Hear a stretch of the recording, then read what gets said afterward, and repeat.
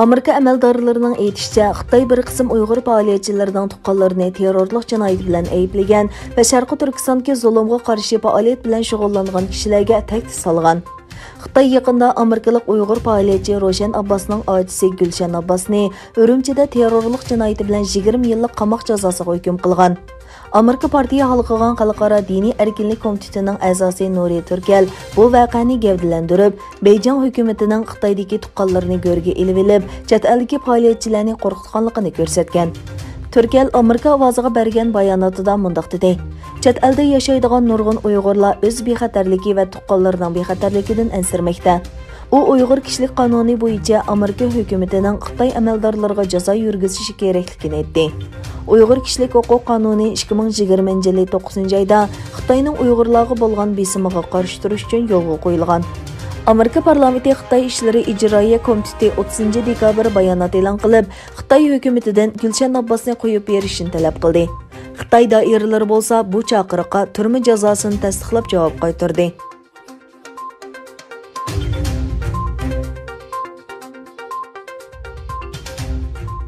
Xitoyning yuqori darajalik diplomati Amerika hukumatiga ikki taraflik munosabatni yaxshilash uchun Amerikaning Hong Kong va Sharqi Turkiston ishlariga aralashmasligi kerakligini aytdi. Xitoy Kommunistik partiya tashqi munosabatlar komitetining mudiri Yang Jiechi Prezident Jo Baydenning rahbarligida Amerikada vazifaga o'tirgan yangi hukumatni tinch va ijobiy hamkorlik asosida ikki davlat munosabatini saqlashga chaqirdi. Yang New Yorkga joylashgan Amerika-Xitoy munosabati mamlakatlik komiteti tashkillagan to'r yig'inida so'z qildi. Xitoyning yuqori darajalik diplomati Yang mundaq dedi: Biz Amerikaning Xitoy bilan hamkorlashib, nol yig'indalik o'yin va cho'ng kuchlik raqobatining vaqti o'tgan ideyasidan qutulib, munosabatni qaytadan asliga keltirishni umid qilamiz. Yangi ikki davlat munosabatini ravonlashtirish uchun Amerikaning Xitoyning ichki ishlari deb qaraydigan ba'zi masalalarga aralashmasligi kerakligini ta'kidlab mundaq dedi: Amerika Hong Kong, Tibet, Xinjiang va boshqa masalalarga aralashishni to'xtatish kerak.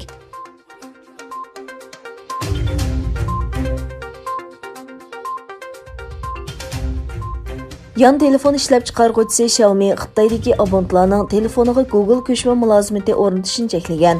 Xabar qilinishicha, Xitoy abonentlari Xiaomi telefonida ko'rinma yuzi yangilangandan keyin Google ko'chma mulozimati qo'llanishchan programmalarni qachilay olmaydiganligini doklad qilishga boshlagan. Shuningdek keyin Xiaomi moslashish masalasi sababidan aqli iqtidorli telefonga Google ko'chma mulozimati qo'llanishchan programmalarni o'rnatishga endi yo'l qo'ymaydiganligini e'lon qildi. Xabarda Google mulozimatining Xitoyda cheklanganligi eskartildi. Xitoyning boshqa bir texnika sherikati Huawei-mo Amerikaning jazosi sababidan bir qancha yildan buyon ko'chma mulozimatini qo'llamaydigan uskunlarni chiqardi.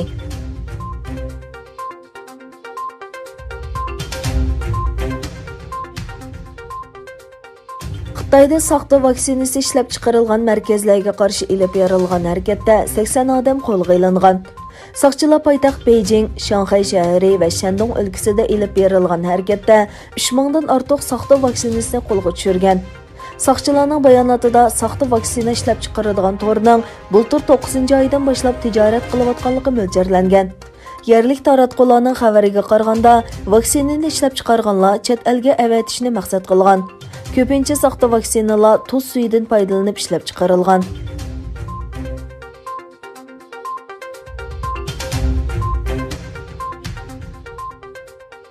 Besh burchaklik binoning bayonotchisi Jo Kirbin Eron bilan bo'lgan jiddiylik sababidan O'rta Sharqda taxminan 9 oy turgan USS Nimitz aviamatkasining Hind Tinch okean qismlarining harakat rayoniga avatilganligini e'lon qildi. Kirbi besh burchaklik binoda o'tkazilgan axborot e'lon qilish yig'inida kun tartibidagi masalalar haqida savollarga javob berdi. Bayonotchi mundaq dedi: Mazkur aviamatka markaziy qo'mondonlik rayonidan chiqib, Hind Tinch okean qo'mondonlik rayoniga ko'chib keldi. Bir muxbirning savoliga qarata, Kirbi ularning bu paraxotning o'rnini elish uchun O'rta Sharqqa boshqa aviamatka avatish plani yo'qligini bayon qildi.